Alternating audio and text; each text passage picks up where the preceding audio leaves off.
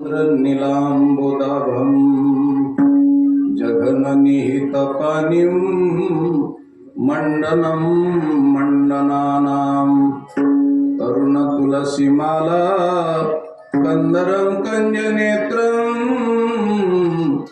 सदैधवलहासं विठ्ठलं चिन्तयामि। हे पांडुरंगा करू प्रथम नमन,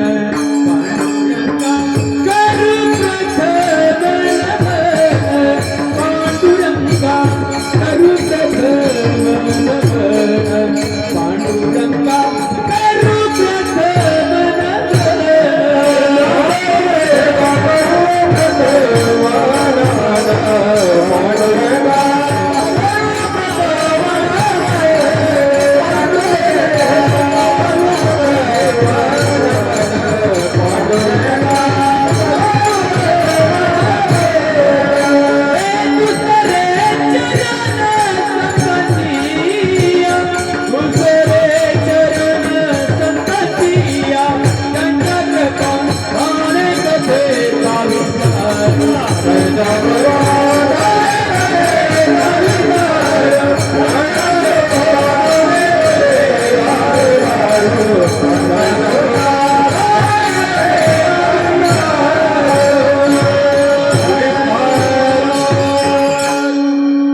पांडुरंगा करू प्रथम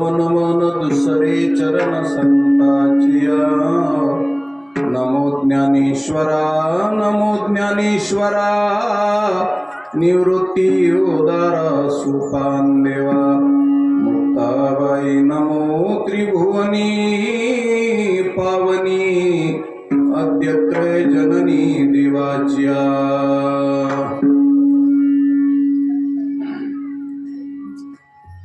शेवटचे विनवनी संतजनी परिसावी विसरतो न पडावा माझा देवा तुम्हासी। प्रस्तुत प्राप्त प्रसंग दिपो कमी समोर चला। श्रीमान श्रीयुत कैलासवासी नारायणरावजी जयवंतरावजी जमदडे यांच्या प्रथम वर्ष श्राद्धाच्या निमित्तानं त्यांच्या स्मृती जाग्या करण्यासाठी त्यांना शेवटची तिलांजली जलांजली सुमनांजली पुष्पांजली प्रेमांजली आदरांजली देण्याच्या निमित्तानं तर्पणाच्या आणि शेवटच्या पिंडदानाच्या माध्यमातून इहलोकातून त्यांची विदाई करण्यासाठी पाठवण करण्यासाठी बोलवण करण्यासाठी हे वर्षश्राद्ध आणि वर्षश्राद्धाच्या माध्यमातून सर्व पाठीमागच्या नातेवाईकांना त्यांच्या पाठीशी उभं राहून सर्व त्यांच्या स्थूल शरीराचे नातेवाईक त्यांचे दोन्ही सुपुत्र श्रीमान श्रीयुत विष्णूजी नारायणरावजी जमदडे त्यानंतर श्री भगवानरावजी नारायणरावजी जमदडे आणि त्यांच्या सुकन्या सौभाग्यवती आशाताई शिवनाथराव वारकड आणि त्यांच्या धर्मपत्नी गंगा भागीरथी प्रयागाबाई नारायणराव जमदडे या स्थूल शरीराच्या नातेवाईकाच्या माध्यमातून त्यांचे भाऊबंध इष्ट मित्र सखे सज्जन सुहृद त्याच पद्धतीनं सर्व सोयरे धायरे त्यांच्या नातू नाती पंती पंतू सर्व असणारे पुतणे चुलत भाऊ आदी करून सर्व स्थूल शरीराचे बंदिस्त असलेले सर्व नातेवाईकाच्या वतीनं त्यांच्या सूक्ष्म शरीराला सद्गती मिळावी या दृष्टिकोनातून मी सुमनांजली पुष्पांजली वाहतो। त्यानंतर त्यांच्या सूक्ष्म शरीराचे नातेवाईक सर्व टाळकरी मंडळी माळकरी मंडळी भजनी मंडळी आणि सर्व महाराज मंडळी गुणवान मंडळी गायक वादक सर्व मंडळींच्या वतीनं त्यांना मी प्रेमांजली वाहतो। त्यानंतर त्यांच्या कारण शरीराचे नातेवाईक म्हणजे पूर्णपणे अज्ञान नष्ट करणारे साधुसंत आणि खरे जीवाचे जिवलग जर कोण असतील तर ते माझे सोयरे सजन सांगाती पाय आठविती विठोबाचे. खरे सजन आणि सांगाती कोण असतील तर संत आहेत आणि ते संत जामीन घेऊन पाठीमागं उभं राहत असतात. म्हणून त्यांच्या अज्ञानाचं, जगाच्या अज्ञान व नष्ट करण्यासाठी म्हणून संत पाठीशी उभे राहत असतात. म्हणून ते संत हे नातेवाईक आहेत. त्यानंतर महाकरण शरीराचे नातेवाईक म्हणजे भगवान श्रीकृष्ण परमात्मा. सर्वांच्या वतीनं मी स्नेहांजली वाहतो आणि शेवटची त्यांची आपण बोळवण करून त्यांना वाटलं. कारण जगद्गुरु तुकाराम महाराजांनी एका वाक्यामध्ये बोलत असताना सांगितलं, सकळ ही माझी बोळवण करा, सकळ ही माझी बोळवण करा,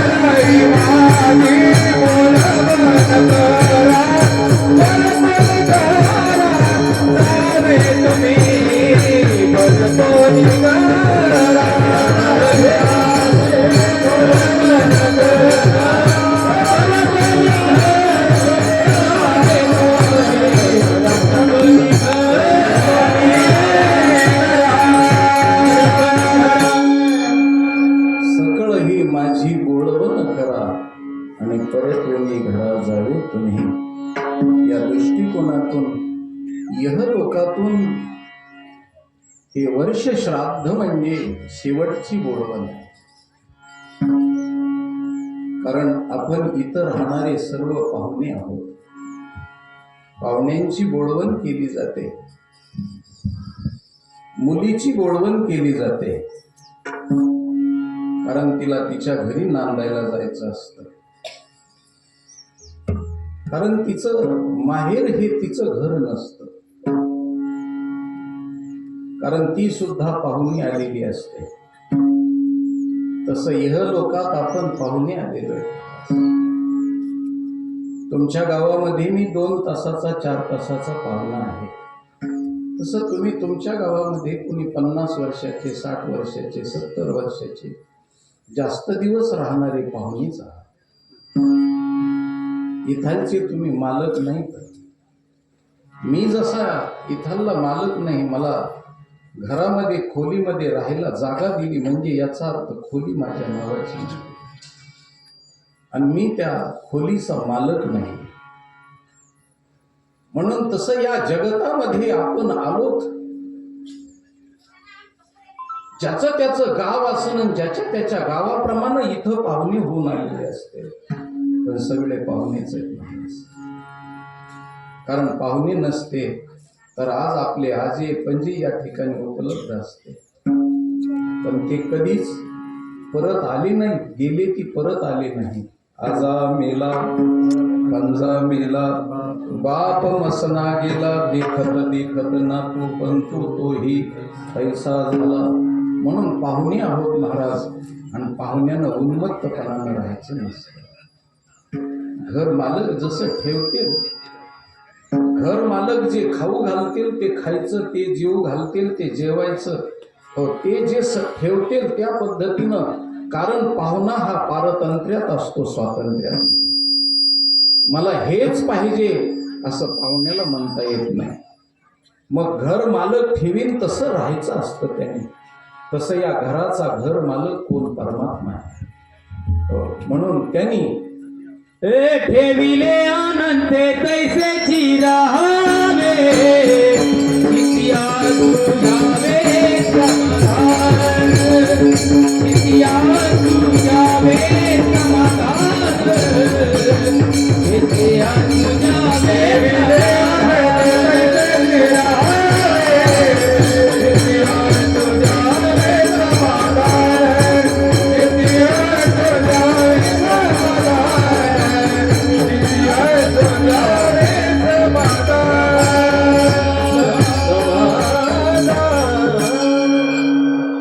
ठेविली अनंते तैसेची राहावे, आणि चित्ती असू द्यावे समान. त्या भगवंतानं ठेवलं तसं राहायचं महाराज. मालकी हक्क करायचा नाही इथं. आपल्या मालकीचं काहीच नाही. सत्ता धन्याची तिची मायबाप, त्याची सत्ता आहे. तो या जगताचा मालक आहे. अरे नव्हे नव्हे, हे शरीर सुद्धा आपल्या सत्तेचं आपल्या मालकीचं नाही महाराज. म्हणून साधू संतांनी काय कोण बोलविते हरिवीरा, कोण बोलविते हरिवीरा,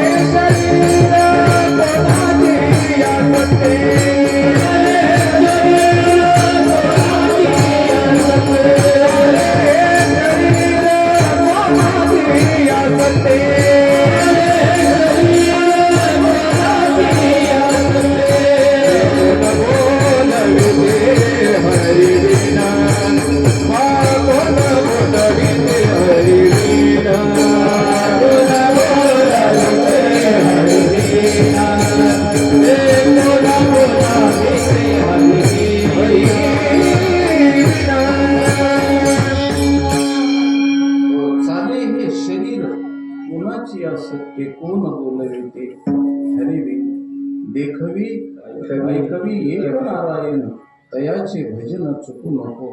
म्हणून महाराज आपण इथले मालक नाहीत, कब्जेदार नाही. आपण आपल्या जमिनीवर कब्जा दाखवतो, सातबारा दाखवतो की माझा हा जमिनीचा प्लॉट आहे म्हणून सातबारा दाखवतो. अरे ते सातबारा जमीन जशी निर्माण झाली तशी सातबारा दाखवणारे कितीतरी गेले. ती जमीन म्हणते जा रे, तुझ्यासारखे असे किती वाट लावले. त्याला तलाठी लिहितो ना सातबारा. जे न लिहिले लल्लाटी ते कधी तल्लाटी. म्हणून ती तलाट्याची पाटी कदापि न सोडावी उद्धवा. पाहतान भागवतात इति बगल पुराणा नवीन पुराण. तलाठी लिहितो सातबारा. हो पण किती दिवस महाराज, खरं सांगतो तुम्हाला, कारण 25-30 वर्षाचा होईपर्यंत आपल्या हातातच काही नसतं. बाप आपल्या हातातच देत नाही का. 25-30 वर्षाच्या नंतर 30 वर्षापुढून काहीच्या सातबारा येतो त्याच्या नावानं बिचारायच्या, आणि 60 वर्षाच्या पुढं पूर्ण हातात ठेवीत नाही. म्हणजे आपला 30च वर्षाचा कारकीर्द आहे, फक्त 30 वर्षाचा. पण तितक्यासाठी इतका उन्मत्तपणा आहे की शेजाऱ्याला सुद्धा सगळ्याला बेजारी महाराज. तो कधी जातोय त्याचा विचार चाललेला, त्याचा विचार चाललेला. शेजारी सुद्धा बेजार आहेत महाराज. हो. म्हणून सातबाऱ्यावर नाव येण्यासाठी किती दिवसाचा कालावधी आहे. अरे एसटीत पहिल्यांदा बसत असलेला माणूस, अरे ते उठायच्या अगोदर तर दुसरा रुमाल टाकतो. हा, जो सीट माझ्या मालकीच म्हणतो ना, हो, काही काही सीट असे येत की हे सीट माझ्या मालकीच म्हणते, आणि रुमाल टाकते तर, आणि रुमाल टाकून महाराज सीट माझही म्हणते. मी तर आपल्याला गोष्ट सांगतो महाराज, माणसं फार हुशार झालीत, नुसत्या रुमालानं सीट पकडीते. उद्याच्याला कुणाच्या बंगल्यावर रुमाल टाकू नये लोकांनी, हा माझा बंगला आहे म्हणून. दुसरी गोष्टच नाही काय, फक्त रुमाल टाकला की सीट जर होतंय त्याचं, तर बंगला काय झालं नाही व्हायला. कुणाच्याही बंगल्यावर जाता जाता उपरनं टाकायचं आणि बघ म्हणायचं माझा कब्जा आहे का नाही ते.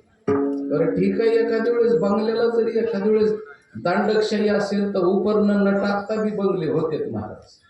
हो, सध्याच्या काळामध्ये सडकाचे प्लॉट बंगले होतेत महाराज, त्याला उपरनं बी टाकायची गरज नाही, वॉल कंपाऊंड बी टाकायची गरज नाही सध्या. हो, सातबारा तुमच्या नावाने असू द्या, पण कब्जा माझा पाहिजे, एवढाच फरक. पण एखाद्या वेळेस कुणी दुसऱ्याच्या माणसावर उपरनं टाकून दिलं, टाकून उपरनं त्याच्यावर, आणि असं जर टाकलं असतं, आणि उपरण्याने होतेच ना माणसं महाराज, ज्याचे त्याचे. सासरा उपरनं टाकतो ना, जावयाच्या खांद्यावर उपरनं टाकलं की जन्मभर त्याचा होतो ना महाराज. हो, बिनपगारी फुल अधिकारी कार्यक्रम, नुसत्या उपरण्याने काम भागते. हो, म्हणून तर आपल्याकडे उपरणे देत असते, टोप्या देऊन उपरणे घालते महाराज. म्हणून तात्पर्य सांगण्याचं काय, याच्यातला असा अर्थ आहे की आपण इथले मालक नाही. मी नेहमी सांगत असतो, ऐकलं जरी असलं तरी पुन्हा एकदा डबल सांगतो.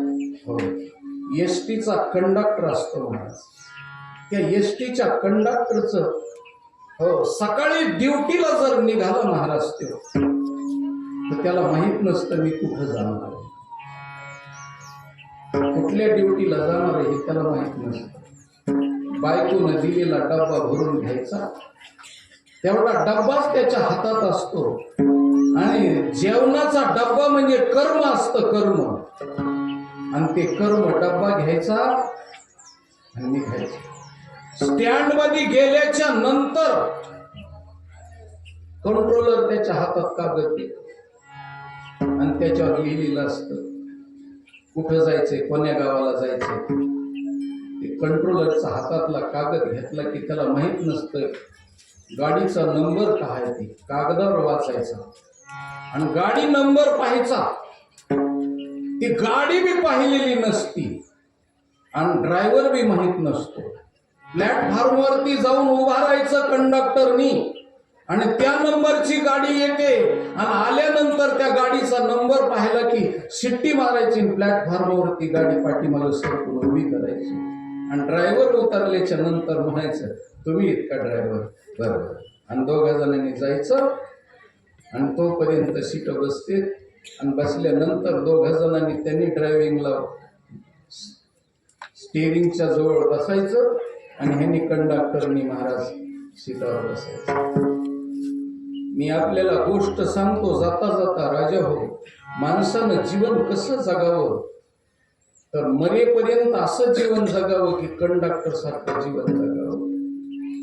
गाडीत बसला, हो, 50 सीट त्याच्या बरोबर आहेत, एका बाजूनं रस्त्यानं प्रवास करणारे 50 सीट आहेत, पण त्याचं एक बी नातेवाईक नाही, हे लक्षात ठेवा.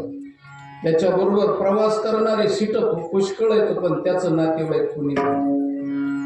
हो, आपण एसटीतले प्रवासी कंडक्टर आहोत, आपल्याला सीट येतात आणि उतरून जातात. चढलेल्या सीटाबद्दल प्रेम नाही आणि उतरलेल्या सीटाबद्दल दुःख नाही. का कंडक्टर रडतो, अरे अरे अरे 5 तास बसला आणि आता उतरून चालला. म्हणून कंडक्टर रडत नाही महाराज. हो, तसं तुम्हाला सांगतो, जमदाडे कुटुंबामध्ये नारायणराव आले, त्यांचं तिकीट संपलं आणि उतरून गेले. प्रवासी तर हो उतरून गेले, हे का? आणि तुम्ही आम्ही सुद्धा उतरणारे आहोतच. सीट आहेत, आपण बी प्रवासी आहेत ना महाराज. पांथस्थ ग्रहासी आला, प्रातःकाळी उठवून गेला, तैसे असावे संसारी आणि जोवरी प्राचीनाची. प्रारब्ध जोपर्यंत असन तोपर्यंत. म्हणून सीट उतरते. हो, तुमचं आमचे सगळे आता एका एसटीत बसलेले सीट आहेत, पण याच्यातून कोण कधी उतरण काही सांगता येत नाही. कुणाचं स्टेशन जवळ आलं उतरते विचार. हो, आणि सावध असलेले उतरतेत आणि बेसावध असलेले पुढे जाते आणि आडनामध्येच बेल द्यायला होते. कंडक्टर म्हणतो झोप लागली होती का, आता पुढच्या स्टेशनवर उतरा. पुढे उतरते, झोप लागली. उतरले. म्हणून तर पूर्वीच्या काळातल्या एसटीच्या तिकिटावर खालच्या बाजूला लिहिलेलं असायचं उ मु उ, म्हणजे उतर मूर्खा उतर. असं लिहिलेलं असायचं. इतक्या लांब पुढे चाललास का तू? उतरायची वेळ झाली तरी बी. खरं सांगू का महाराज, आपलं स्टेशन उतरायचं जवळ येण्याच्या अगोदर 5 किलोमीटर राहिले तोपर्यंत हातात पिशव्या घेऊन तयार राहिलं पाहिजे आणि दरवाज्याच्या जवळ राहिलं पाहिजे. कारण खालचे लोक चढणारे चढून देत नाही, म्हणून आपलं तयारीत राहिलं पाहिजे. तसं 70 वर्षे 80 वर्षे झालं, आता पिशव्या घेऊन उतराव ना, तयारीला लागव ना. पण 80 वर्षाचे म्हातारे दिसत नाही तरी असं करून म्हणते, पान नीट का रे, तरी बी बांधावरच चित आहे त्याच, मरेपर्यंत ढिला पडत नाही. उतरायची पाळी आली, उतरणारे लोक आहेत. मी खरं सांगतो तुम्हाला, नारायणराव गेले, तात्या गेले, इतक्यावरती अवलंबून नाही. तुम्ही इथं येणारे सगळे माझ्या सगळं जाणारे. एवढा मी टकटका बोलतो आणि मरणाचं ज्ञान तुम्हाला सांगतो, पण एके दिवशी मी सुद्धा जाणार आहे. हो, जाणाऱ्या लोकांनी ध्यानात ठेवलं पाहिजे. म्हणून जगाच्या पाठीवर परमेश्वराचं ध्यान नाही झालं तरी हरकत नाही, पण मरणाचं ध्यान झालं पाहिजे. ज्याला मरण कळलं आणि ज्यांनी मरण ओळखलं तो माणूस सात्विक वागतो महाराज. ज्याला मरण कळलंय ना, हो, आता आजक्या द्यायला लागला, असा प्राण चाललाय, आणि त्याला जर सांगितलं मळ्याची पट्टी विक्री निघाली, घेतो घेईल का महाराज? ते म्हणून माझा मार्ग वेगळा. अरे, ज्याला मरण कळलं त्याच्या जीवनामध्ये पाप पुण्य करू शकत नाही. म्हणून एखाद्या वेळेस परमेश्वराला मानणारा तरी पाप पुण्य करीन, पण मरणाला ओळखणारा पाप पुण्य करत नाही. म्हणून आमच्या साधू संतांनी सांगितलं, मरणाची कारे नाही आठवण,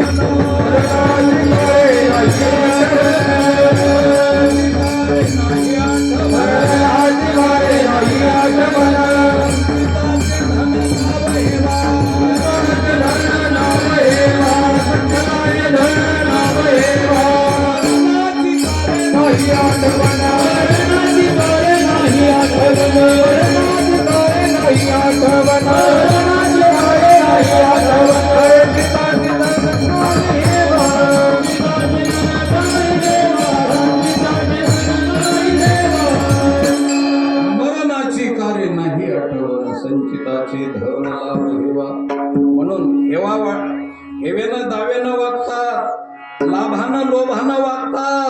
क्रोधानं कामानं वागतात महाराज, पण मरणाची आठवण नाही. हो, खंती नाही मरणाची, मरण जवळ आलंय म्हणून. मी जाता जाता सांगत होतो महाराज, त्या कंडक्टरच्या जीवनामध्ये एवढे प्रवासी येतं पण त्याचं नातेवाईक कोणी नाही. तसं जगाच्या पाठीवर तुमचं आमचं नातेवाईक कोणी नाही महाराज. कारण जे नातेवाईक म्हणून घेणारे त्या शब्दातच अर्थ आहे ना ते, ना ते आपले कुणीच नाहीत, हे नाते. आणि त्याच्या पुढं अजून आपल्याकडे शब्द आहे नाते गोते. काय शब्द आहे? जे गोत्यात आणते ते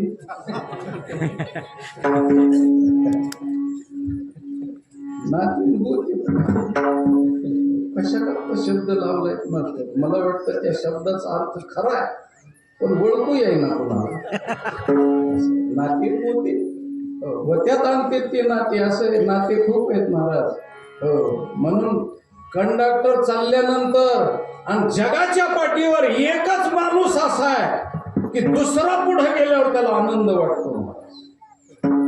इथं सख्या भावाला पुढं भाऊ गेला तर चांगलं वाटत नाही, पण पुढं माणूस गेला की आनंद वाटतो फक्त कंडक्टरला. म्हणून तो एकटाच सांगत असतो पुढं चला. एकटा तेवढं सांगत असतो पुढं चला. जितके माणसं पुढे जातील तितका त्याला आनंद वाटतो. असा जगाच्या पाठीवर एकमेव माणूस असा आहे की कंडक्टर आहे. आणि तो सांगतो पुढं चला, पुढं चला, पुढं चला, सरका, पुढं सरका. हो, मोठ्या मोठ्याने सांगत राहतो सरका पुढं. पाठीमागच्याला रस्ता द्या, बाजूला सरका, पुढं जा. हो महाराज, जगाच्या पाठीवर तिकीट मागायला जावं लागतं नाही. आपल्या घरी कुणी आणून तिकीट देतं का? आता पैलवान उभी आहेत महाराज तयार, दंड बैठका काढून पैलवान तयार आहेत. आता कुणाकुणाची सीझन म्हणून बघू, आता कुणाकुणाची सीझन असे तयारीतच आहेत. आणि स्वतःलाच ते समजा म्हणजे समजून घेतात की इथला मीच मालक आहे म्हणून. असे पैलवान तयारी करून खाली खोबरं खाऊन दंड बैठका घालून उभी आहेत अशा पद्धतीनं. पण तुम्हाला एक गोष्ट सांगतो महाराज, तिकीट जाऊन तिथं मागावं लागतं, पण जगाच्या पाठीवर फक्त कंडक्टरच अशी गोष्ट आहे तुमच्या सीटावर तिकीट आणून देतो. तुम्ही जिथं बसला तिथं सीट, तिथं त्यांनी तिकीट देतो आणि त्याच्यामध्ये त्याला समाधान आहे. दुसरी गोष्ट, आजारी माणसाला सांभाळतो महाराज. खरं सांगतो तुम्हाला, सध्या आजारी माणसाला तर डॉक्टर बी सांभाळत नाही पण कंडक्टर सांभाळतो. म्हणून डॉक्टर पेक्षा कंडक्टर मोठा आहे महाराज. आणि ज्याला कड आला त्यानेच कंडक्टरकडे जावं. पहिल्यांदा कंडक्टरकडे जायचं, नंतर डॉक्टरकडे जायचं.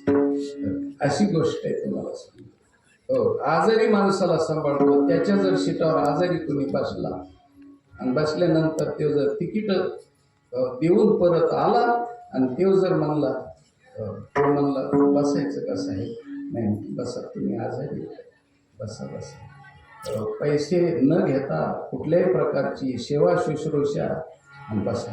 तुम्ही आजारी येत, आजारीची दयामाया हो खरं सांगतो कंडक्टर करतो. म्हाताऱ्याची दयामाया कंडक्टर करतो. पण तुम्हाला सांगतो डॉक्टर करीत नाही. डॉक्टर करीत नाही, कारण मी एका डॉक्टरचा बाप आहे, मी एका डॉक्टरचा सासरा आहे. त्याच्यामुळं डॉक्टर काय करते हे मला पूर्ण ध्यानात आहे. आणि डॉक्टरकीमध्ये काय काय चाललेलं आहे, कशा करता चाललेलं आहे मी जास्त सांगून बसत नाही. कारण इकडून येणारे काही प्रवासी तिकडं सीटा असतील, डॉक्टरकडे येणारे त्यांना घोटाळा होतो. सांगत नाही महाराज काय काय चाललेलं असतं ते, जे चाललंय ते. आणि पुन्हा एखाद्या डॉक्टरबद्दल बोललं तर पाठ सुजूस तर हानते ना. ते म्हणते की तुम्हाला काय दलाली दिली का काय कोणी त्याच्याकडे, एरपट तुम्ही आमच्याकडे सीटा आणून घाला ना, तुम्हाला कट प्रॅक्टिस मधून अर्ध देतो ना.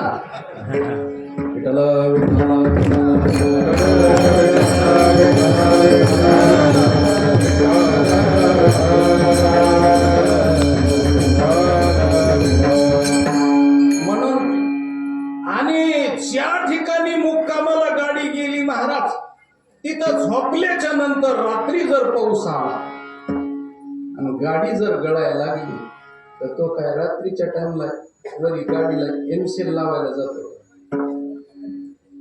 पुढच्या सीटावर गळायला लागलं तर मागच्या सीटावर जाऊन झोपतो. काय करायचं त्याला, गळा ना गाडी. तो म्हणतो गाडीच माझी नाही तर माझी गाडी नसल्यामुळे तिच्यासाठी एवढं काय प्रेम करायचं, गाडीच माझी नाही. हो, गाडी त्याची नाही हे 100% खरं आहे, पण कुणी हवा सोडून द्यायला लागलं, हवा बी सोडू देत नाही. हवा बी सोडू देत नाही. चला हवा येऊ द्या, हवा सोडू देत नाही. दुसरी गोष्ट सांगतो, 10,000 वस्तीचं गाव आहे, परंतु बायकोनं दिलेला तेव्हाच डब्बा खायचा नाही, कोणाकडे जेवायला जायचं नाही.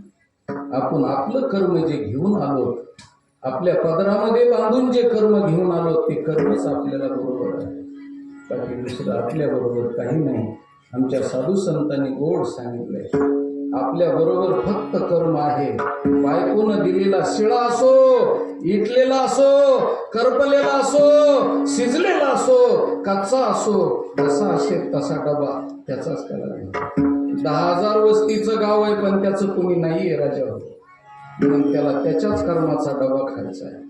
म्हणून हो, आमच्या साधू संतांनी सांगितलं, धनानी भूमो वशवश्य गोष्टी भार्या गृहद्वारी जन स्मशाने देहश्चितायाम परलोक मार्गे कर्मानुगच्छति जीव एकः. हो, काय आहे तुम्ही मिळवलेलं धन, पाप पुण्य करून भाऊबंधाला तकलीफ देऊन मिळवलेलं जे धन असेल पाप पुण्याचं, ते धन बँकेत राहतं. आणि आता बँकेचा बी भरवसा नाही राहीलच. म्हणून धनानी भूमो, पूर्वीच्या काळात जमिनीत धन असायचं आणि ती बी सांगत नसत. आणि सांगत नसत आणि त्याच्यावर पुन्हा अजून काही धन तर महाराज पोराला सुद्धा काढू देत नाही. माझ्या जन्मात भेटला होता असा माणूस मला, ते म्हणलं निम्म तुम्ही घ्या, निम्म मला द्या, पण काढून द्या. आणि ते काय थोडं नव्हतं, 3.5 क्विंटल होतं महाराज. कीर्तनच करायची गरज नव्हती मला, पण तिथून पळालो ती 23 वर्ष झालं, तुला घरालाच गेलो नाही त्याच्या. हो, जमिनीमध्ये धन राहतं, बँकेत धन राहतं. धनानी भूमो पशवश्य गोष्टी. अरे गाई म्हशी मिळवलेल्या असतात महाराज. हो, काटा टोचला तर गाईचं म्हशीचं रक्त निघण अशा गाई म्हशी ठेवले. हो, म्हशीची गाईची सेवा करता करता, हो, बैलाची सेवा करता करता हा बैल वाळून चालला. हो, अशी सेवा चालली. हो, पण त्या सगळ्या गाई म्हशी गोठ्यात राहत्यात. जाता जाता सांगतो, म्हैस मेली तर मालक रडतो, पण मालक मेल्यावर म्हैस रडत नाही. मी तर म्हणतो म्हैसच शहाणी, कळतीये माणसापेक्षा म्हैस कळतीये. ती गवत हाणती समजती. तिकडं मालकाला जरी तिकडं उचलायला लागले तरी ती गवत खाते महाराज. म्हणून एवढ्या मोठ्या गाई म्हशी, कारण पूर्वीच्या काळात गोधन असायचं, गाय हे धन असायचं, स्त्री हे धन असायचं. म्हणून धन हे झाकून असावं लागतं महाराज. म्हणून पूर्वीच्या काळात स्त्रिया, आमच्या माता भगिनी हे देशाचं धन आहे म्हणून झाकून, म्हणून पदराखाली झाकायचं. कुठेही स्त्री ही पदराखाली का झाकलेली असते,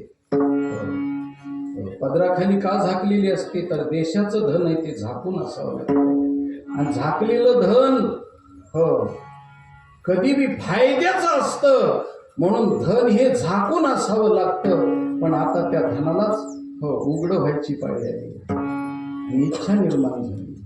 हो, म्हणून आता सध्या आमच्यासारख्याला तर हे बोलता पण येत नाही, कारण आम्ही बोललो तर आमच्यावर केसेसच होत्या.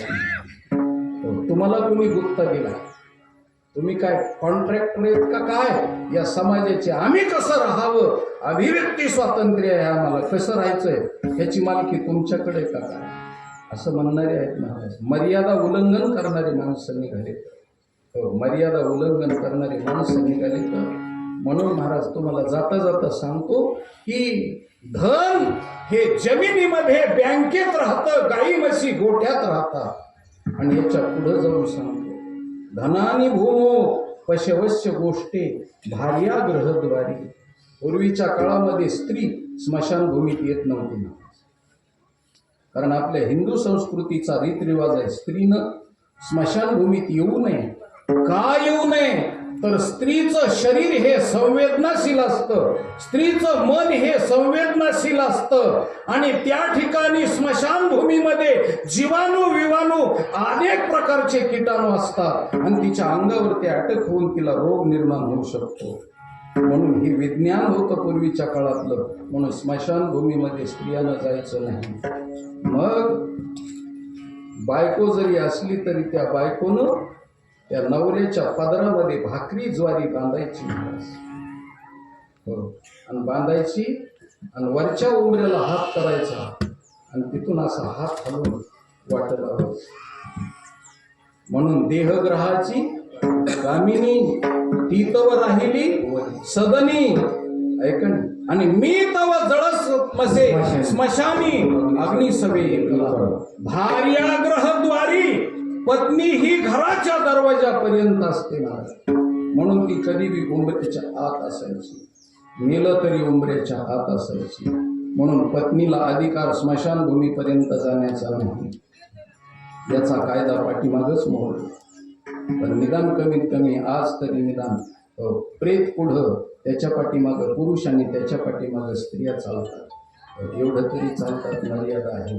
त्याच्या पुढं तर मड्याच्याच पुढं चालतात का काय असं तुम्हाला सांगता येत नाही. पण पाठीमागं चाललं जातं. आणि जगाच्या पाठीवर फक्त एकच जीवनातली एकदाच गोष्ट आहे, सगळा समाज तुमच्या पाठीमागं कधीच चालत नाही, फक्त एकटीच वेळ आहे, मेल्यावर तुम्ही चौघाच्या खांद्यावर चालल्यावर सगळे गपचिप मागे येतात, तेव्हा तुम्हीच मागे येत नाही. आणि त्याचं तुम्हीच ऐकत नाही. आणि बोलायचं ठरलं तरी त्या मेलेल्याबद्दलच बोलते मागे, दुसऱ्या गप्पाच कोणी मारित नाही. निदान कमीत कमी तंबाखू चुळूस तरी मारित नाही. पण पाठीमागं येणारे, म्हणून ते प्रेत सुद्धा आपल्याला शिकवतं. राजा हो, काय शिकवतं आपल्याला प्रेत? दोन गोष्टी शिकवतं. अरे जन्मभर लोकांच्या पाठीमागं चाललो, आता लोक माझ्या पाठीमागं यायला लागले, पण मला बोलता येत नाही, त्यांना काय बोलायचंय काय समजायचंय, म्हणून मी आता सांगू शकत नाही, पण माझ्या पाठीमागं चुप लोक यायला लागले. एवढीच गोष्ट ते सांगतं. आणि त्याच्या पुढे एकच सांगतं, जन्मभर पाठीमागच्या लोकाला मी पोटासाठी जगलो, पोटासाठी. म्हणून हिंदू धर्मामध्ये पालते हात पोटावर ठेवले. पोटावर हात पालते का ठेवले जाते? कारण आपली हिंदू संस्कृतीची सगळी गोष्ट विज्ञानमय आहे. पोटावर पालते हात ठेवायचे आणि पाठीमागच्याला सांगायचं, या पोटासाठी जगलो, विधभर पोटासाठी किती करणे आटाटी, विती एवढे पोट केवढा बुभाट तयाचा, या पोटा कारणे गा झालो पांगीला. आणि जन्मभर पोट पुढं केलं. महाराज ते पोट माझं भरलं नाही, सरती शेवटी माझ्या पदरात माझ्या बायकोनं भाकरी बांधून दिली आणि ज्वारी बांधून दिली, ती सुद्धा रस्त्यावरती लोकांनी हिसकावली. मी एकटा चाललोय आणि तोंड वरती करून मी चाललोय. म्हणून तर आपल्याकडे काही वेळेस म्हणतात, कुठं निघाला? वर थोबाड करून. वर थोबाड करून म्हणजे मेलेल्या मड्याचं थोबाड वरी असतं. रिकाम्या तोंडानं आणि रिकाम्या स्थितीमध्ये तो जात असतो.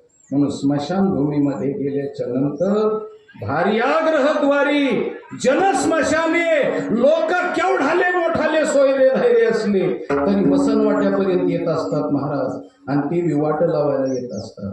कदाचित माघारी येऊ नये त्यांनी म्हणून. विश्वास नसतो त्यांना, माघारी येतो का काय म्हणून पुरा जाळून येतात राजा, पुरा जाळून.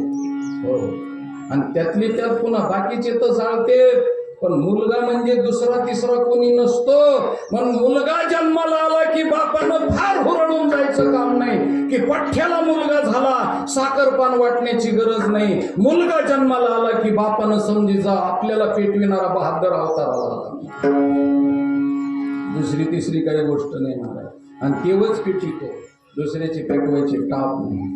आणि ते बी पुन्हा अजून पायातून पेटवित नाही, तोंडातून. कारण जन्म भरले थोबाड बोललं म्हणून तोंडातून पेटवितो महाराज. त्याला मुखाग्नी म्हणतात, मुखाग्नी.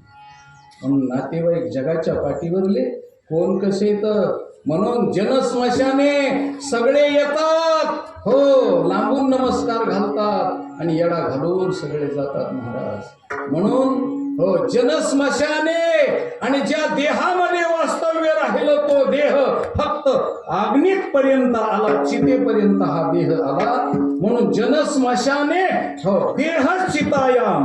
म्हणून हा देह ज्या देहामध्ये वास्तव्य राहिलं आणि जो सुंदर दिसावा, गोरापान दिसावा म्हणून स्नो पावडर लावली, त्याची पूजा केली, व्यवस्था केली, सगळं स्वतःला खूप सौंदर्यवान म्हणून घेतलं. अशा गोष्टी ज्यांच्या जीवनामध्ये झाल्यात महाराज. आणि त्यातली त्यात मी तर म्हणतो काळ्यापेक्षा गोरा माणूस जास्तच अहंकारी असतो. कीर्तनात जरी बसला काळ्या शेजारी हो तरी बी त्याच्या हाताकडे एकदा पाहून काळ्या माणसाच्या हाताकडे एकदा. आणि किती केलं तरी फरकच आहे ना म्हणून. आता किती गोरा तू जरी असलास तरी मेल्यावर महिना 2 महिने ठेवतील का? किती दिवस ठेवतील ना. म्हणून या सौंदर्य देहाला चितेपर्यंत आणि तिथून पुढं आपल्या बरोबर काय आहे तर आपण केलेलं कर्म आपल्या बरोबर आहे. आपल्या बरोबर काय आहे? कर्म आहे. म्हणून मी गोष्ट कशासाठी सांगत होतो तर कंडक्टरला बायकोनं दिलेला डबा म्हणजे कर्म आहे महाराज. 10,000 वस्तीचं गाव आहे पण कुणी जेवायला चला म्हणत नाही. बायकोनं दिलेला डबा खायचा आणि तिथंच पडायचं. सकाळच्या प्रहरी उठून निघायचं. तुम्हाला सांगतो त्या बॅगमध्ये नोटाचे बंडल भरलेले असते. पण चहा प्यायचा सुद्धा अधिकार त्याचा नसतो. पैसे त्याचे असतात का? नाही, पैसे त्याचे नसते. पण कुणी जर पैसे वडायला लागला तर पैसे ओढून सुद्धा देत नाही महाराज. पैसे त्याचे नसते, पैसे दुसऱ्याचे असतात. आणि ते पैसे हो त्यांनी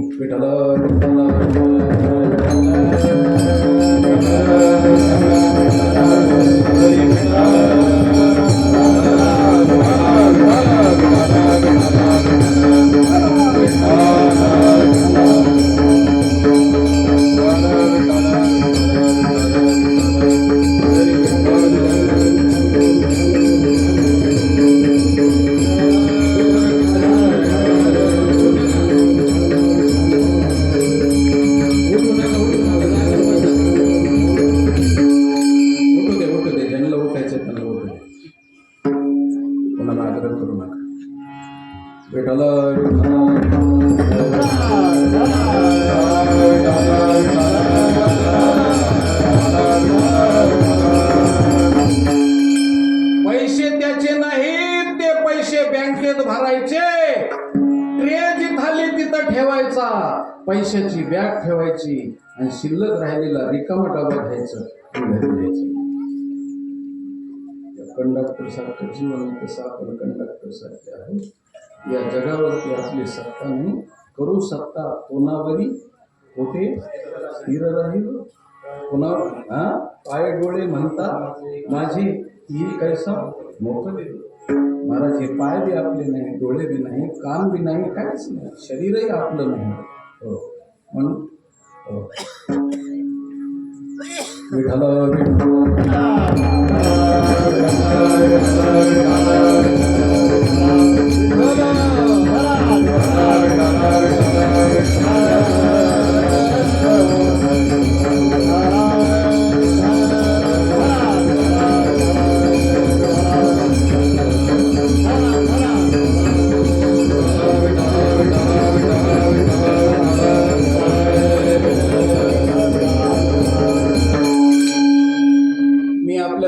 सांगत होतो इथं आपली गोडवं नाही, आपण इथल्या लेखी आहोत म्हणून आपली गोडवं नाही. आपलं खरं ठिकाण ते आहे आणि त्या ठिकाणी आपल्याला जायचं आहे. म्हणून वर्ष श्राद्ध म्हणजे नेमकं काय आहे त्याच्यासाठी मी तुम्हाला हा विषय प्रतिपादन केला की शेवटची गोडवण म्हणजे वर्ष श्राद्ध, शेवटची विदाई म्हणजे पाठवणी म्हणजे वर्ष श्राद्ध आहे. आणि या वर्ष श्राद्धाला सगळ्या जणांनी येणं आणि सगळ्या जणांनी येणं म्हणजे त्यांच्या दुःखामध्ये सहभागी होणं इतक्यावरतीच नाहीये. तर वर्ष श्राद्ध म्हणजे नेमकं काय आहे तर महाराज त्याच्या नावानं तर्पण करणं, पिंडदान करणं, श्रद्धांजली अर्पण करणं. आता त्याचा माझा संबंध संपला. कोर्टामध्ये जसा वकील पाठीशी उभा राहतो आणि उभा राहिल्यानंतर तो जसा कैवार घेतो तशी यहलोकातले सगळे पाहुणे राहिले त्यांनी आपलं पुण्य द्यायचं आणि त्या माणसाला समर्पित करायचं आणि त्या पुण्याचा उपयोग त्याला झाला पाहिजे मृत व्यक्तीला. म्हणून त्याच्यासाठी ते पुण्य दान करण्याला येणं म्हणजे वर्ष श्राद्ध म्हणतात. त्याला तर्पण म्हणतात, त्याला श्रद्धांजली म्हणतात. आणि अशी नारायण तात्याची आज वर्ष श्राद्ध आहे, त्यांचं तर्पण आहे आणि पिंडदान आहे. म्हणून त्यांच्या वतीनं आणि प्रत्येक जीवाच्या वतीनं आमच्या साधू संतांनं जगाच्या पाठीवर एकच विनंती केली आहे, या जगाच्या पाठीवर माझं कुणी नाही आणि मी कुणाचा नाही, काहीच मी नव्हे, कोणी गावीचा आणि एकट ठाईचा, एकलाची, माझं कुणी नाही मी कुणाचा नाही. अशा स्थितीमध्ये जगाच्या पाठीवर माझं कोण आहे? कुठंतरी पुसटसा शब्द दिसतोय, कुठंतरी पुसटसा कुठंतरी आधार दिसतोय, बुडत्याला काडीचा आधार कुठंतरी दिसतोय आणि तो म्हणजे कोणता आहे तर जगाच्या पाठीवर माझं म्हणून घेणारे, मला काढणारे, मला आधार देणारे नातेवाईक नाहीत. हो, अनेक सोयरी भली भली मग कोण आहे? फक्त संत आमचा जामीन आहे आणि देव आमचा जामीन आहे. म्हणून मृत्यूच्या टाइमला आमच्या साधू संताच्या पुढं अर्ज करून जबरदस्त अर्ज केला आणि अर्जामध्ये एक विनंती केली. काय विनंती केली? अभंग शेवटाची विनवणी, शेवटाची विनवणी, शेवटाची विनवणी,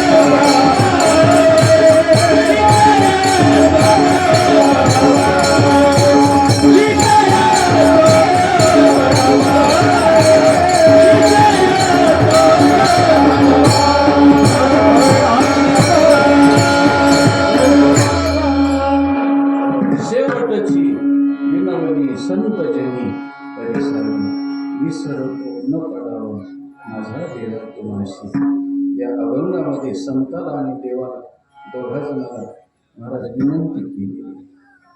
कारण जाता जाता सांगतो, लहान माणसाला आज्ञा करावी लागते, बरोबरीच्याला सल्ला द्यावा लागत असतो, आणि मोठ्या माणसाला विनंती करावी. शास्त्र असे मोठ्याला विनंती करावी लागते.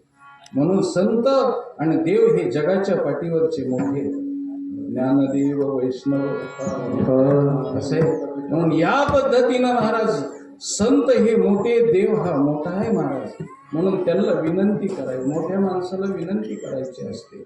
हो, भगवंताला प्राप्त करून घेण्यासाठी आमच्या जगद्गुरु तुकाराम महाराजांनी विनंती केली महाराज लक्ष्मी मातेला. कारण लक्ष्मी सुद्धा देवाच्या सानिध्यातली, म्हणून तिला विनंती केली, पाय लक्ष्मीच्या दिशी यावे काकुलती. हो, विनंती केली, लक्ष्मीला विनंती केली.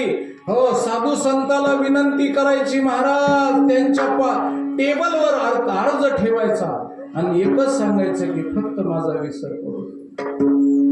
शेवटची गोष्ट, आणि खरं सांगतो, जाता जाता सगळ्या गोष्टी जन्मभर ज्या सांगायच्या ती सांगायच्या असतात. हो, मुलगी वाटा लावायच्या टाइमला हो सगळं सांगायचं. हो, जन्मभर सांगायचं, कसं वागायचं आईनं सांगायचं समजून. हो, पूर्वीच्या काळात आईनं समजून सांगायचं, बाई तुझं माहेरचं नाव मोठं होण्यासाठी सासर कसं राहावं त्याच्यासाठी तिला समजून सांगायचं. म्हणून आईनं तिला समजून सांगायचं, बापानं तिला समजून सांगायचं. आणि जाता जाता सरते शेवटी गाडीत बसल्यावर एकच शेवटची गोष्ट सांगायची. सगळ्या गोष्टी जन्मभर सांगितल्यात, पण शेवटच्या टाइमला एकच गाडीत बसताना गोष्ट सांगायची, माईनं पदरला सांभाळ, आबरूला सांभाळ. हो, लोकांच्या नजरा भिरभिरत्या करू नकोस आणि मायबापाच्या नावाला कलंक लावू नकोस. माझी विनंती आहे तुला. म्हणून आईच मुलीला विनंती करते, समजून सांगते महाराज की तुझ्या बापाच्या नावाला जग, तुझा बाप फार मोठा आहे, म्हणून त्याच्या नावाला तुला जपलं पाहिजे. लक्षात ठेव, आता हा शेवटचा पदर तुझ्या डोक्यावर घालते, इथून पुढे पदर घालायला तुला मी नाहीये, तुलाच तुझा पदर सांभाळावा लागेल. म्हणून लक्षात ठेव. म्हणून शेवटची जशी गोष्ट आई सांगते महाराज, शेवटची जशी सांगते, कारण शेवटी सांगितलेलं शेवटी तेच गोड आणि खरं आहे, गोड आणि खरं आहे शेवटच्या टाइमचं. म्हणून त्याच्याकरता जप, सांभाळ, प्रवासामध्ये पैशाला लक्ष ठेव, सगळ्या गोष्टी जशा सांगायच्या तशा शेवटच्या टाइमला सांगायच्या. म्हणून यहलोकातून साधू संत आणि देव एवढ्याच गोष्टी जगाच्या पाठीवर तुमचं जामीन घेणारे आहेत, तुमचा पाठी राखण करणारे आहेत, आणि पाठ राखण करणाऱ्या जामीन घेणाऱ्या एवढ्या गोष्टी येतात. म्हणून त्यांनाच विनंती करायची,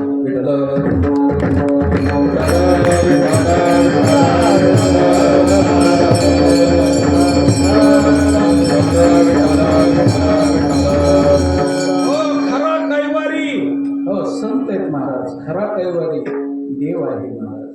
म्हणून शेवटच्या टाइमला जगद्गुरु तुकोबारासाठी पितांबर सेला कैसा गगनी जळकला, गगनी जळकला, करुणावर बैठो कैवारी आला, करुणावर बैठो माझा कैवारी आला.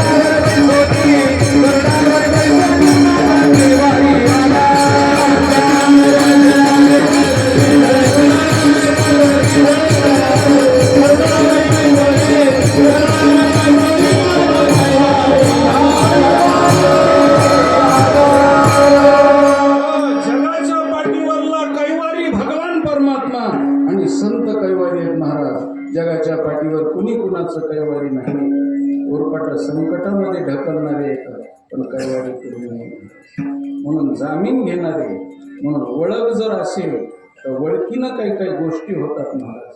म्हणून माझी शेवटची एकच विनंती, विसरतो न पडावा माझा देवा तुलास.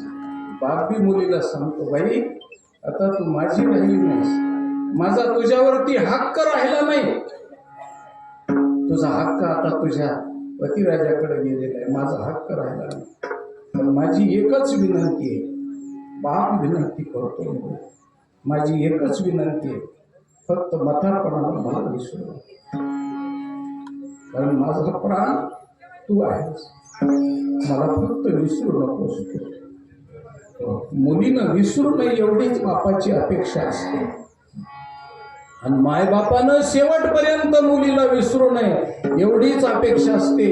कारण मुलगी बापाच्या शरीरापासून झालेली नाही, विज्ञान सांगतो तुम्हाला, बापाच्या शरीरापासून झाली नाही तर आत्म्यापासून झालेली आहे. म्हणून त्याच्याकरता मुलीला आत्मजा म्हटलं महाराज. मुलगी ही आत्मजा आहे. आत्म जन जायते असा शब्द आहे. आत्म्यापासून तिचा जन जायते म्हणजे जन्म होतो. म्हणून मी क्षमा मागून बोलतो माझ्या माता भगिनीची. अरे दोन भिन्न लिंगी शरीर एकत्रित आले म्हणजे मुलगी मुलगा होत नाही. दोन एकत्रित आले म्हणून सांगतात की भिन्न, हो दोन जीवाचं मिलन सांगते, दोन जीवाचं मिलन नाही महाराज. तर गर्भधारणा कधी होते? ज्या वेळेस दोघा जणांचा आत्मा एक होतो आणि त्याच वेळेस गर्भधारणा होते. म्हणून मुलगी आणि मुलगा जन्माला येतो, म्हणून मुलाला आत्मजा असा शब्द आहे आणि मुलीला आत्मजा असा शब्द आहे. म्हणून जरी आत्मजा आपुली स्वकुळीच दिधली, स्वतःच्या कुळामध्ये माझी आत्मजा म्हणजे माझा आत्मा दिलेला आहे. बापाचा आत्मा दिलेला असतो, शरीर दिलेलं नाही आणि बापाच्या शरीरापासून झालेलं नाही. शरीर तर हे तिला जन्म देणार साधन आहे, परंतु खरं मूळ जर कुठं असेल तर मूळ जर बीज कुठं असेल तर आत्मस्वरूपामध्ये आहे. म्हणून आम्ही भगवंताचे आत्मजा आहोत. मम एवांशो जीवलोके जीवभूत सनातन मनःष्ठानी इंद्रियानी प्रकृतीस्थानी पश्यति. म्हणून आम्ही देवाचे अंश आहेत. हो तुका म्हणे कैची कीव कोठे देव निराला, कोठे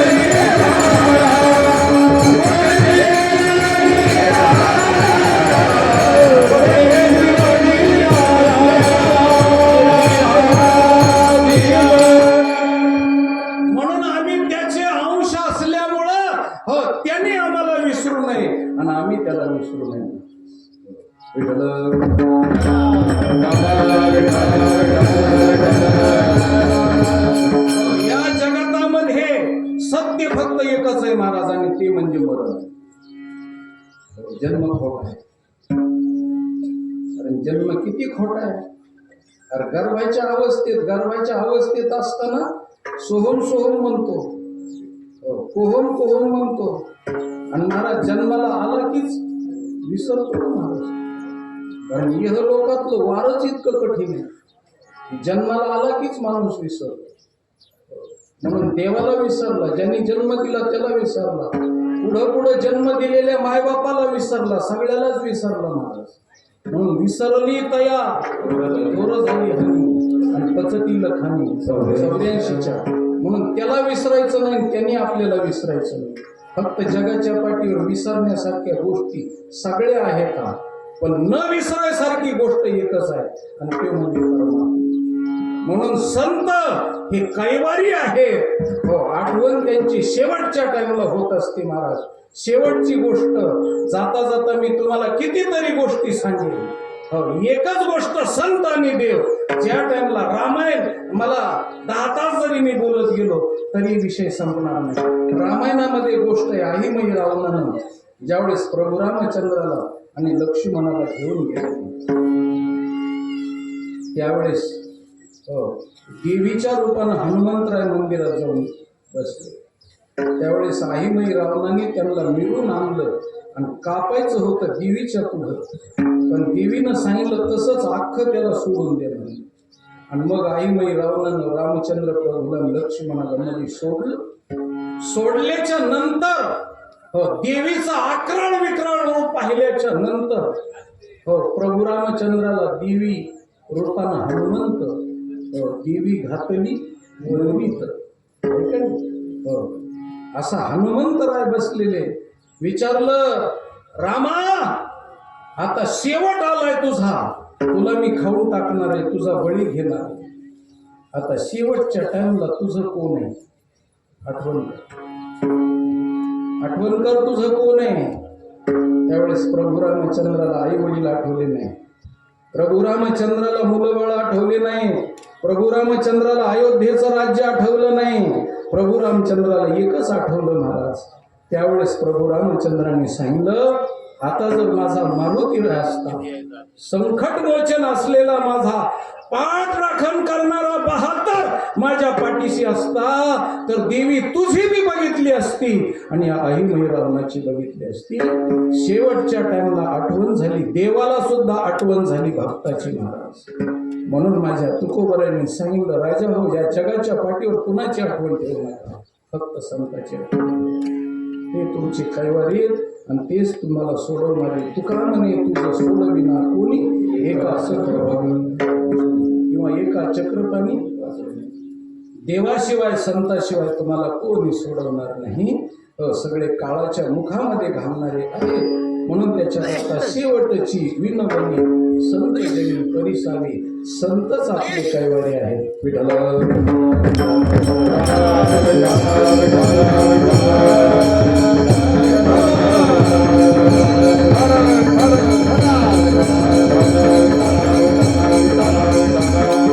देव आपला कैवारी आहे म्हणून होईल कैवारी. भगवान परमात्माच कैवारी होत असतो, त्याची आठवण करावी. म्हणून जगाच्या पाठीवर सगळ्या गोष्टीला विसरा पण एवढ्या गोष्टीला विसरू नका, कारण ती महत्वाची गोष्ट आहे. म्हणून मी जाता जाता मगाशी सांगता राहून गेलो की जगाच्या पाठीवर जन्म हा खोटा आहे, कारण खोट्याकडे जाणार. इतकं खोटं की कधी कधी खोट्यालाच वाटतं मी इतका खोटा नाही. इतकी माणसं खोटे वागते की त्या खोट्या गोष्टीलाच त्या खोट्यालाच वाटतं मी इतका खोटा नाही. इतके खोटे कसे माणसं असतील. म्हणून जन्मभर खोटं वागणारे खोट्यातले खोटे माणसं. आणि मग जगाच्या पाठीवर एकच गोष्ट खरी आहे ती म्हणजे मरण.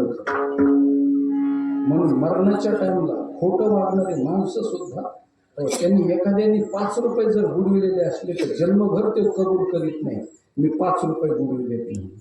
पण मृत्यूच्या टाइमला जीव जायच्या टाइमला त्यांनी कुणाचे 5 रुपये बुडवले तो माणूस समोर आला की त्याच्या लक्षात येतं की ह्याचे 5 रुपये बुडवले. म्हणून तुम्ही जन्मभर जगाला फसवू शकता पण मनाला फसवू शकत नाहीत महाराज, स्वतःला फसवू शकत नाही. म्हणून शेवटच्या टाइमला सगळं पट्टाला येत असं जसा पट वाहतो ना, चित्रपटाचा पट वाहतो तसं काय काय पाप केलेले ते दिसतात महाराज. रामायण वाचा. राजा दशरथांनी मृत्यूच्या टाइमला ज्या टाइमला राजा दशरथ मरायला लागले, प्राण चालला, त्यावेळेस कौशल्यानं सांगितलं काय झालंय तुम्हाला स्वामी. अगं कौशल्य काय सांगू, हो माझ्या रामानं मला दुःख दिलं नाही, हो मला माझ्या जनतेनं दुःख दिलं नाही, मला माझ्या कर्मानं दुःख दिलं. आणि बघ ते श्रावण बाळ त्याला मारले त्याचं माझ्या ध्यानात येते. तेव्हा तो दिसतोय श्रावण दिसतोय त्याच्या बापानं आईनं तिळ प्राण सोडून प्राण दिला महाराज. तळतळाट लागला मला आणि तो माझ्या समोर आला. यम माझ्या समोर नाही, माझ्या समोर तो आला. म्हणून मृत्यूच्या टाइमला जे पाप केलेले असतात ते सगळे पाप ध्यानात येतात आणि सगळ्या पापाची आपल्याला पूर्णपणे टक्केवारी कळते. म्हणून मरण हे सत्याकडे नेणार आहे आणि जन्म हा खोट्याकडे नेणार आहे. म्हणून माणसं जन्मल्यापासून मरेपर्यंत खोटं वागतात, फक्त मरणाच्या टाइमलाच ते खोटं वागत नाहीत महाराज. कारण मृत्यू हा अमृतम गमय, वेद वाक्य आहे, श्रुती वाक्य, तमसो मा ज्योतिर्गमय. अंधाराकडून उजेडाकडचा प्रवास, तसं मृत्युर्मा अमृतम गमय, मृत्यूकडून अमृतत्वाकडे जाणं आहे. म्हणून मृत्यू हा उपकारक गोष्ट आहे. मृत्यू हे म्हणजे जगातलं भयानक नाही, भयानक जन्म आहे. आणि भयानक रम्य आणि रममान करणारा मृत्यू आहे. म्हणून जगाच्या पाठीवर मृत्यू आहे, म्हणून उपकार आहे. म्हणून मरण हे सगळ्याला आहे. माझ्या भगवंतानं गीतेमध्ये प्रतिपादन केलं, जातस्य हि मृत्यू ध्रुवम जन्म मृतस्य च तस्मात् परिहार्यार्थे नत्वं शोचितुमर्हसि उपजेते नाशी नाशिलेते पुनरपि दिशे हे का यंत्र जैसे परिभ्रमेगा. अरे जन्माला आलेलं मरत असतं आणि मेलेलं पुन्हा जन्माला येत असतं. हे घटिका यंत्र जैसे परिभ्रमेगा. म्हणून त्याच्याकरता मरण ही जीवनातली उपकारक गोष्ट आहे. त्या साधू संतांनी सांगितलं, नवं कपडे घातल्यानंतर माणसाला आनंद होतो. अरे नाही, धुतलेले कपडे घातले तरी आनंद होतो. तसे जीर्ण वस्त्र साडीजे का नूतन विडीजे आणि तैसे देहांतरा ते स्वीकारीजे चैतन्य नाते.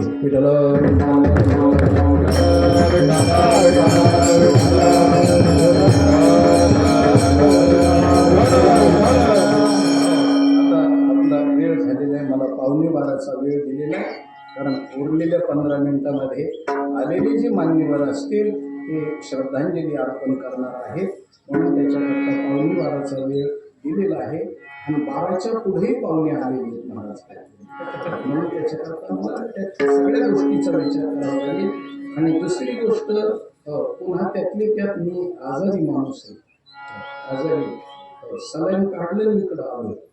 पुन्हा पाहुणे रावले मी काही म्हणू नाही. सगळ्यात जास्त भेव ते पाहुण्याच असतं म्हणून. कारण ते पहा उन्हे काय पाहतात, ऊनच पाहतात. म्हणून पहा उन्हे.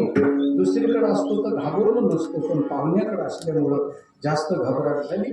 म्हणून सलाईन काढलं मी इकडं आलो. त्याच्यामुळं घाम येतोय. आणि पुन्हा हे खळं झालं की पुन्हा पंढरपूरचं खळं येईल. कारण काय बोलू त्याला काय असतं, हे खळं गेलं की ते खळं. तसं आमचं बोलू त्याचं आता दुसरं खळं करायचं असं असं गोष्ट आहे. म्हणून ज्याच्याकरता बोलायला पुष्कळ आहे, बोलण्यासारखं आहे. आणि पुन्हा एवढे पाहुणे रावले पुन्हा सपाट्यात कधी सापडत नाही. तर त्याच्यामुळं सगळं बोलता येतं महाराज, पण बोलून उपयोग नाही. कारण का, तर आता अजून बाकीच्या लोकांना बोलायचे. म्हणून आपलं बोलणं आकडीलं म्हणजे मग दुसरे बोलत असते. म्हणून दुसऱ्याला बोलण्यासाठी आता एकच या अभंगाचा मतितार्थ सांगतो.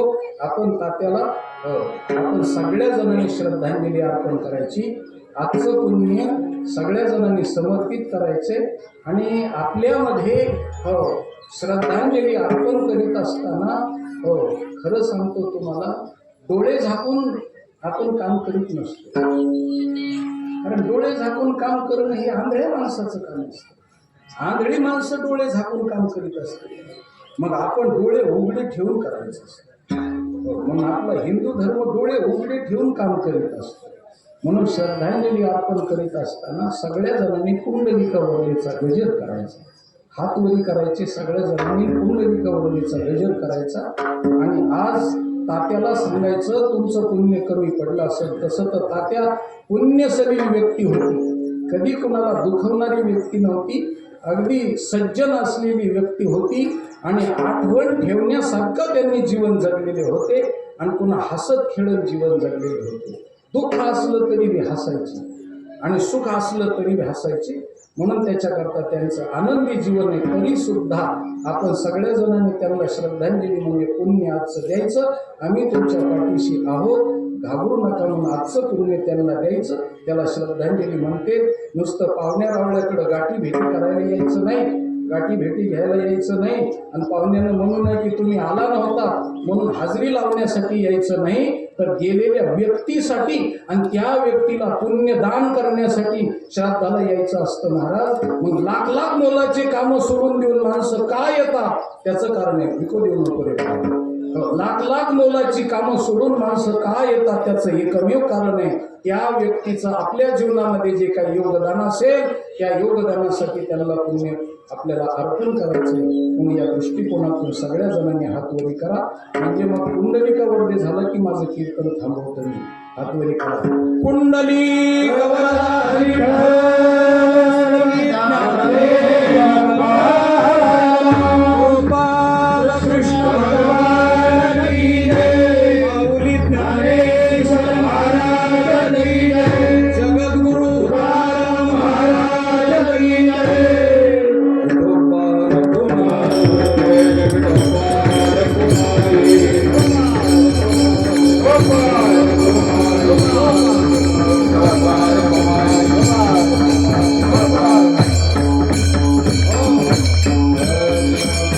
देवाला विनंती करावी, संताला विनंती करावी. लक्ष्मण पडले महाराज त्यावेळेस देवानी मूर्त मांडीवरती घेतलं आणि हनुमंतरायांनी महाराज द्रोणागिरी पर्वत थांबला.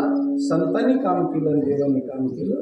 पण जीवनभर अशा पद्धतीचं काम करायचं. म्हणून शेवटची विनंती संतजनी परिसावी विसरू माझा देवा आता काय बोलायचंय महाराज. बोलणं चालणं समाप्त झालं. मृत्यूच्या टाइमला सगळं बोलणं समाप्त होतं. म्हणून आता फार बोलून काही अवघे पायी विधी माझ्या न बोलण्यावरून तुम्ही ओळखा. कारण कासवीच्या नजरेनं पहा. हो म्हणून पूर्वीच्या काळात मुलीचा आणि ज्यावेळेस सासर घरी असायची त्यावेळेस बापाला बोलण्याची मुदत नव्हती.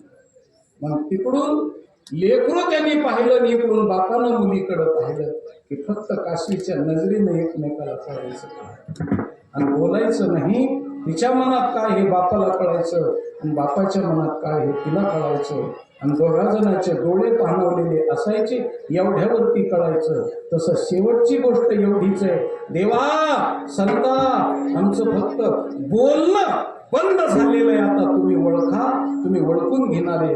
म्हणून आता फार बोलू काही अवघे काही विधी तर तुमच्या पायाजवळ मी विनंती करतो. आणि जशी शेवटच्या टाइमला वाट लावित असताना वाट लावलेली मुलगी बापाच्या पाय पडते, सगळ्या नातेवाईकाच्या पाय पडते वाट लावणाऱ्याच्या, तसं संत आणि देवाच्या पायावरती शेवटचं डोकं ठेवावं आणि म्हणावं माझा विसर होऊ देऊ नका. हे शेवटच्या चरणात महाराज